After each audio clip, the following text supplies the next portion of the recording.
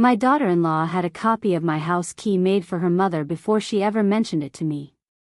6 months into letting Derek and Paige live in my guest wing to save for a home of their own, I told myself the key was the worst of it, a small overreach I could fix with one calm conversation.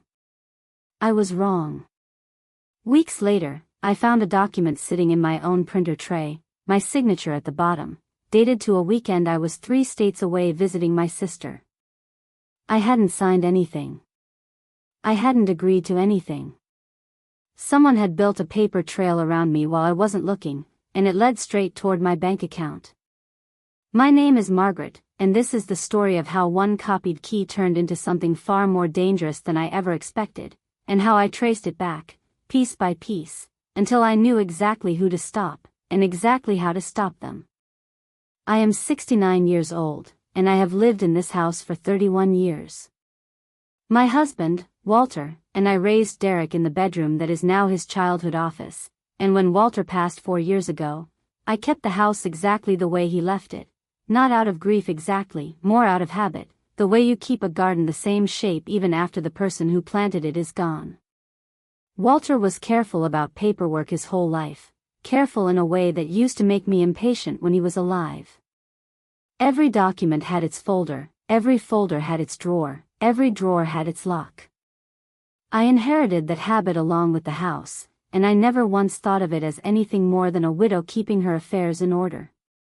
When Derek and Paige asked if they could stay in the guest wing for a while to save up for a down payment, I said yes without hesitation. That's what you do for your children. I set 2 rules when they moved in: this was still my home, and any changes to who had access to it went through me first. Derek agreed easily, the way he agrees to most things, quickly, to avoid a longer conversation. Paige agreed too, though I noticed even then that she agreed the way people agree to things they don't plan on honoring, with a small smile that didn't quite reach the rest of her face. For the first few months, it was manageable. Paige and I were not close, but we were civil, and I told myself that was enough. I kept my own paperwork, the mortgage records, Walter's estate documents, the deed, the folder with my signature samples from every major transaction I'd ever signed, locked in my home office, the same way I always had, long before anyone else lived under this roof. I mention that now because it matters later. At the time, it was just habit. A woman who has managed her own finances since her 30s doesn't stop being careful just because her son moved back home. The first crack came on a Tuesday morning.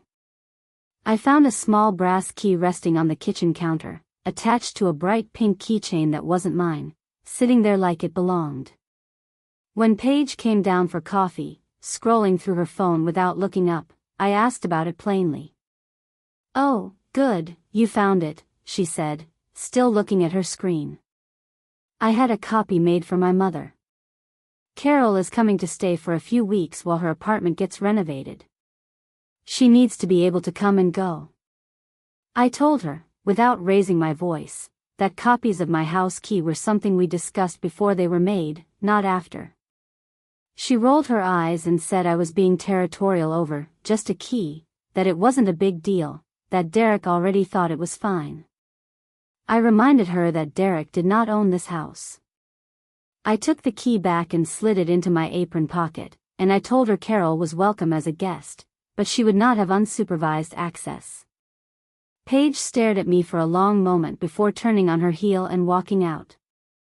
Derek, when I mentioned it to him that evening, sighed and said it wasn't a big deal, that it was only for a few weeks, that I could be a little more flexible. That sigh told me more than his words did. He wasn't going to be the one to hold a line in his own mother's house, not if holding it meant an uncomfortable conversation with his wife. Carol arrived the next morning anyway, 2 suitcases in tow, acting as though the conversation about the key had never happened at all. She was warm in the performative way people are warm when they've already decided what they want from you. "Margaret, darling," she called out before I'd even said hello, "Paige told me about the little misunderstanding with the key." Absolute nonsense. "I'm only here for a little while," she mentioned, within the first 10 minutes, that she assumed she'd take the guest room next to Paige's, which happened to be my locked home office. When she tried the door and found it locked, she looked genuinely offended, as if I'd broken some rule she hadn't known she was allowed to write. I told her plainly that the room was my private office, not a guest bedroom, and that if she wanted to stay, there was a pull-out couch in the basement, or a perfectly nice hotel 3 miles down the road. She gasped. Paige opened her mouth to argue. I had already turned back to my orchids. I knew they wouldn't leave. I also knew they would learn something, eventually, about how far a locked door actually goes. The weeks that followed wore at me in small, deliberate ways. Dirty dishes left in my sink for me to find. Wrappers left on the coffee table like I was invisible staff moving through my own kitchen. One evening, Paige asked what we were having for dinner, mentioning that her mother was starving and Derek would be home soon, as though the answer to that question had ever been my responsibility. I told her I was having a salad, and that the kitchen was hers to use once I was finished with it. She crossed her arms and told me it wouldn't kill me to cook for the family. I told her plainly that I was not anyone's personal chef, and that 3 grown adults were fully capable of feeding themselves. When Derek came home later and found his wife and mother-in-law eating expensive takeout instead, he knocked on my bedroom door and asked if I could just be a little more flexible, for Paige's sake, for a few weeks. I told him that flexibility and being expected to serve them were 2 very different things, and that I would not be treated like staff in the home his father built for us. He didn't argue. He also didn't do anything about it. Around that same time, I noticed Paige had started using the shared household account, the one I'd set up years earlier for grocery runs and minor repairs, funded from my own pension, for things that had nothing to do with either. A charge for new bedding. A charge for a decorative lamp. Small enough on their own that I might have let them pass, except that I recognized the pattern from 30 years of managing this house myself, someone testing how far a boundary will stretch before anyone actually pushes back.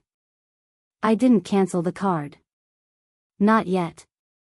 I only started watching it more closely than I let anyone know, the same way I'd started watching everything else. Underneath the daily friction, I was paying closer attention than I let on. I noticed how carefully Paige tracked which afternoons I spent at my gardening club, 3 hours every Thursday, and how she and Carol seemed to time certain conversations for when I wasn't in the room. I told myself I was being paranoid. I was not being paranoid. I was refilling the printer with paper on a Thursday afternoon when I found a document already sitting in the tray, face up, clearly left there by accident. It was titled Residency and Care Support Agreement. I almost didn't read past the header. But my name was typed at the top as a party to the agreement, and at the bottom, there was a signature that looked, at a glance, like mine. I want to be clear about what that document said, because it mattered enormously once I understood it fully. It described Carol as a long-term resident of the household, entitled to ongoing access and accommodation, for the duration of her care needs, and it referenced my cooperation in facilitating that arrangement, in writing, as though I had willingly signed away my own say in who lived in my house. It was dated a Saturday 6 weeks earlier. That date stopped me cold, because I remembered exactly where I had been that Saturday. I had flown out to visit my sister in Arizona for her birthday, 3 states away, for days, with plane tickets and photographs on my phone to prove every hour of it. I had not been in this house. I had not signed anything in this house. And yet there was my signature, sitting at the bottom of a legal-sounding document I had never laid eyes on before that afternoon. I did not confront anyone that day. I have learned, over almost 70 years, that the moment you show your hand too early, people have time to build a better story around whatever you found. So I photographed the document carefully with my phone, put it back exactly where it had been, and went upstairs to think, my hand steadier than my heart was. The next piece arrived 4 days later, in the regular mail, addressed to me directly in an envelope from my mortgage lender. Inside was a letter referencing a pending inquiry into a home equity line of credit against my property, initiated using my account information as supporting documentation. I had not called that lender. I had not requested any such thing, not once, not ever. Whoever had done this wasn't only trying to secure a permanent place for Carol to stay, they were reaching further than that, into money that had nothing to do with a spare bedroom or a locked office door. That letter changed the shape of everything for me. Until that moment, I had been dealing with a boundary problem, an entitled daughter-in-law, a pushy houseguest, a son too conflict-averse to intervene. Now I understood I was dealing with something that could genuinely cost me my financial security if I didn't move carefully, and correctly, and without tipping my hand. I decided the next step wasn't a conversation with Paige. It was a phone call to the notary public listed on the agreement, whose stamp and signature appeared directly below the fraudulent one claiming to be mine. I found the notary's office listed in the document's footer and called that same afternoon, keeping my voice light, explaining only that I needed to confirm a notarization on a document bearing my name. The woman on the phone was polite but direct. She pulled her logbook while I waited, the sound of pages turning faint through the receiver, and after a few minutes, she told me there was no record of any appointment on that date matching my name, and no visit logged from anyone matching my description at all. She said it plainly, without any hesitation. Nothing about that notarization had happened the way the document claimed it had. I sat with that for a long moment after I hung up, my tea going cold on the counter beside me. It was one thing to suspect a document was wrong. It was another thing entirely to have an independent stranger, with no reason on earth to lie to me, confirm that it had been fabricated from nothing at all. I still wasn't ready to let it rest there. I went into my office that evening and pulled out the estate paperwork from when Walter passed, documents I had signed myself, in my own hand, with a notary actually present, years earlier. I laid my real signature next to the one on the fraudulent agreement under the desk lamp. They were close enough to fool someone glancing quickly in a busy kitchen, but not close enough to fool me. My real signature has a particular slant, a specific way I loop my middle initial that I have done the same way since I was in my 20s. The signature on that agreement missed it entirely, flattened out, careful in the wrong places. That was the moment I understood this wasn't some stranger's scheme, mailed in from outside my life. Someone close to me, someone with access to my handwriting, my paperwork, and my financial details, had built this deliberately, over time. Carol didn't have that kind of access. She'd been in my house barely a month. Derek wouldn't have needed to forge anything. He could have simply asked me directly, and some part of him knew that. There was only one person who had spent months quietly moving through my private spaces, who had seen my signature on shared paperwork, who had both the motive to secure her mother's place here permanently and the means to reach toward the money at the same time. I still didn't say a word to anyone in the house. Instead, I drove to my bank the following morning and asked to speak with someone in their fraud department, bringing the forged agreement, my travel records, and the lender's letter with me in a single folder. What they told me there was the piece I hadn't expected, and the piece that finally settled everything. Their branch security log showed that 8 days earlier, 2 women had come in together requesting to be added as an authorized contact on my mortgage account, presenting a notarized residency agreement as supporting documentation for the request. The names on the visitor log were Carol and Paige. Together. Not Carol acting alone with her daughter's quiet permission in the background, both of them, in person, side by side at the counter, attempting to gain financial standing on my account using a document they both knew to be false. Sitting in that bank office, the folder open on the table between us, I want to be honest about what I felt. It wasn't rage, not in the way I might have expected from myself. It was a kind of grief, quiet and very specific, the grief of understanding that my son's wife had spent weeks eating at my table, sleeping under my roof, while working out how to take a piece of it that was never meant to be hers. And underneath that grief was something steadier, something that felt almost like relief, clarity. I finally understood exactly what I was dealing with, and exactly what I needed to do about it, in the right order, with the right people involved. The bank opened a formal fraud case that same morning and gave me a case number I wrote on the inside of my wrist because I didn't trust myself to remember it otherwise. I asked what my options were for securing the account further, and I did every single one of them before I left the building: freezing the pending inquiry, flagging the account permanently, requesting written confirmation that no further access could be granted to anyone without my presence in person. Then I drove home, made myself a fresh cup of tea, and wrote out, in plain language, exactly what I intended to say to the three of them that evening. I gathered Derek, Paige, and Carol at the kitchen island after dinner. I didn't raise my voice. I laid 3 things down in front of them, one at a time: the forged agreement, a printed note confirming the notary had no record of the notarization, and the bank's visitor log with a date and time that matched exactly. "What is this?" Paige asked, narrowing her eyes at the papers before she'd even read them. "These are the new terms for what happens in my house," I told her. "And an explanation of what I found out this week." Her face went through several things in the span of about 10 seconds: confusion, then something closer to calculation, before she landed on denial. "This isn't what it looks like," she said. "I was only trying to make things easier for everyone. The paperwork was just a formality."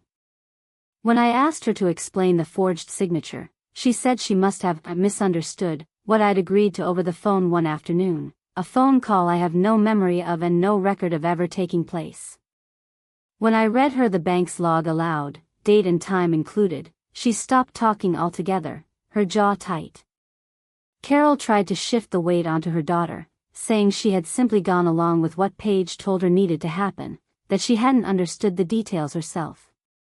"I only signed where she told me to sign," Carol said, her voice rising toward indignation, as though being led into fraud by her own daughter made the fraud someone else's fault entirely. I didn't ask her to explain further. The bank's record had her name on it either way, right next to Paige's, in the same visit, on the same day, both of them asking the same question at the same counter. I also mentioned the household account, and the bedding, and the lamp, almost as an afterthought by that point. Paige waved it off as though it barely mattered anymore, which told me everything about how she'd been weighing the two things against each other. A few $100s in furniture was nothing next to what the forged agreement had been reaching for. I let that go for the moment. There would be time to close that account properly once this larger matter was settled. Derek said almost nothing through all of it. He looked at the signature comparison for a long time, and then at his wife, and I watched something settle in his face. Not shock exactly, more the specific, quiet pain of finally seeing something he had been avoiding for weeks without naming it. "Is there any way to fix this without the bank being involved formally?" he asked, quietly, not to me exactly, more to the room. I told him the fraud report had already been filed that morning, and that this was no longer a family conversation to be smoothed over with an apology. It was a documented financial matter now, and it would proceed as one regardless of what anyone at that table wanted. I told them plainly what would happen next. Carol was to leave the property within 48 hours and would not be granted access to this house again, for any reason. If Derek and Paige wished to remain in the guest wing, they would do so under a written agreement, market rate rent starting the first of the month, no further shared financial access of any kind, and any future changes to house access would go through me, in writing, with no exceptions and no assumptions. I wasn't punishing them out of spite. I was drawing the only kind of line that would actually hold, in writing, with consequences attached to it. Paige argued, for a while, that I was choosing one mistake over family loyalty, that we were supposed to be on the same side. I told her plainly that this hadn't been one mistake, it had been a copied key, a forged agreement, a notary lied about, and a bank visit planned and carried out with her mother, each one a separate decision made on purpose, over weeks, while she smiled at me across this same counter. Family loyalty, I told her, is not a shield for fraud, and it never has been. Carol left 2 days later, on schedule, without the dramatic scene I half expected from her. Paige left with her that same week, though she came back once, briefly, to collect the rest of her things while I was at gardening club, and left the pink keychain behind on the counter without a word. I threw it away myself. Derek stayed, though the house has felt different since, quieter, more careful, the kind of quiet that settles in after something true has finally been said out loud instead of avoided. He has not fully reckoned yet with what his passivity allowed to happen under his own roof, and I don't know whether he and Paige will find their way back to each other or not. That isn't something I can resolve for him, and I have stopped trying to. A few weeks after Carol and Paige left, Derek asked me, at the kitchen table, why I hadn't come to him the moment I found the document in the printer tray. It was a fair question, and I gave him the honest answer. I didn't trust that he would have believed me over his own wife without the proof already sitting in my hands. He didn't argue with that. I think some part of him knew it was true before I ever said it out loud. He has since signed the rental agreement without complaint, paid his first month on time, and started asking before he assumes anything about this house. Small things, but the kind of small things that tell me he finally understands what almost happened here, and what it cost to stop it. Being right didn't erase the hurt of it.